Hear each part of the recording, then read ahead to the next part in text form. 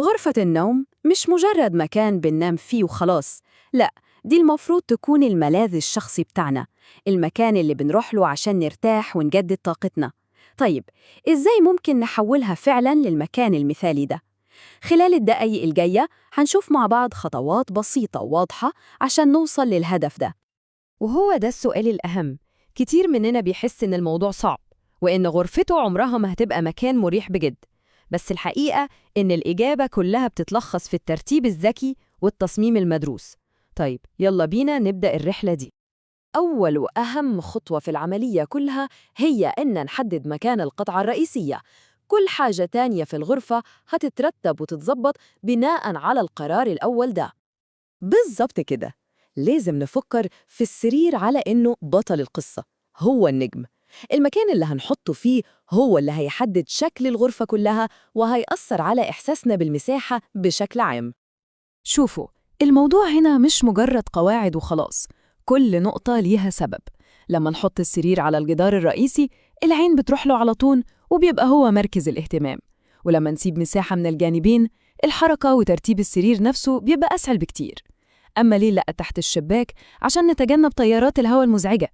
وليه مش في وش الباب؟ عشان نحافظ على الخصوصية ونحس بالأمان أكتر. وهي دي الخلاصة، بمجرد ما مكان السرير يتحدد صح، كل اللي جاي بعد كده بيبقى أسهل. السرير هو المرساة اللي بتثبت تصميم الغرفة كلها.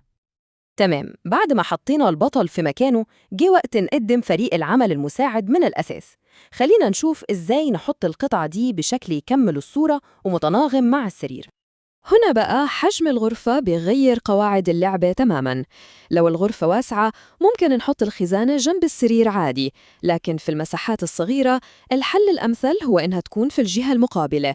والأهم نستخدم أبواب جرارة عشان نوفر كل سنتيمتر ممكن من مساحة الأرض. النقطة المهمة هنا هي التوازن بين الشكل الحلو والاستخدام العملي.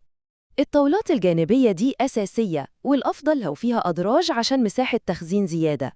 وبالنسبة للتسريحة لازم تكون في مكان ما يسدش الطريق، واختيار تصميم رفيع بيساعد جدا إن الغرفة تفضل واسعة ومريحة للحركة.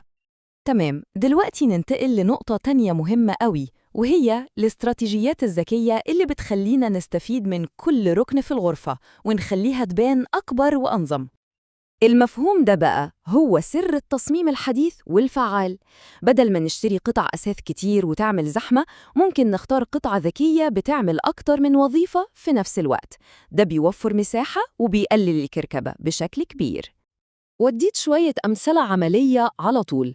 السرير اللي فيه أدراج تخزين ده استثمار عبقري. استخدام منظمات جوه الأدراج بيفرق 180 درجة.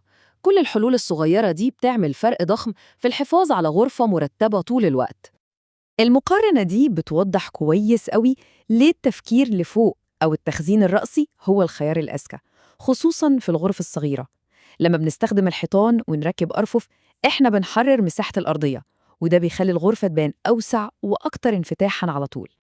طيب، بعد ما خلصنا التخطيط العملي للأثاث والمساحة، خلينا ندخل بقى على العناصر الجمالية، الحاجات اللي بتخلق جو هادي ومريح في الغرفة. أساس أي غرفة هادية بيبدأ من الألوان. الألوان المحايدة والفاتحة زي الأبيض والبيج والرمادي الفاتح هي أفضل اختيار. ليه؟ لأنها بتعكس النور، وده بيخلق إحساس بالوسع والسكينة. الموضوع هنا مش مجرد ذوق شخصي، لأ، ده ليه تأثير نفسي وبصري حقيقي.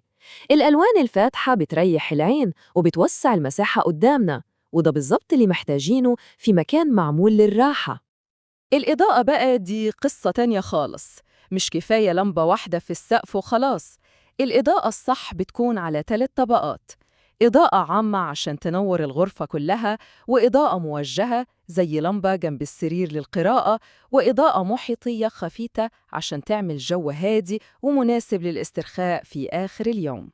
ودي نصيحة ذهبية. البساطة هي سر كل حاجة. الهدف هو بيئة مريحة، وكثرة الإكسسوارات والتفاصيل ممكن تسبب فوضى بصرية وتوتر. في غرفة النوم بالذات، القليل هو الأفضل دايماً. وصلنا للجزء الأخير. هنا هنتكلم عن الخطوات التحضيرية اللي لازم نعملها عشان نضمن إن الخطة كلها تنجح من غير مشاكل. دي يمكن تكون أهم نصيحة في الموضوع كله. قبل شراء أي قطعة أثاث، أي قطعة مهما كانت، لازم نقيس كل حاجة: أبعاد الغرفة ومكان الباب والشباك وحتى مقاسات قطعة الأثاث نفسها. الخطوة البسيطة دي هتمنع كوارث وأخطاء ممكن تكلفنا كتير بعدين. يعني باختصار دي الخلاصة اللي نمشي عليها: أولاً نقيس، ثانياً نخطط على ورق، ثالثاً نتأكد إن في مساحة كافية نمشي فيها براحتنا. الهدف في النهاية مش بس غرفة شكلها حلو، لأ، غرفة عملية ومريحة في الاستخدام اليومي. ودلوقتي بعد كل المعلومات دي فاضل سؤال واحد بس: لما الواحد يبص على غرفته دلوقتي، إيه هي أول خطوة بسيطة ممكن ياخدها عشان يبدأ رحلة التغيير دي؟ لأن أي تحول كبير بيبدأ دايماً بخطوة واحدة صغيرة.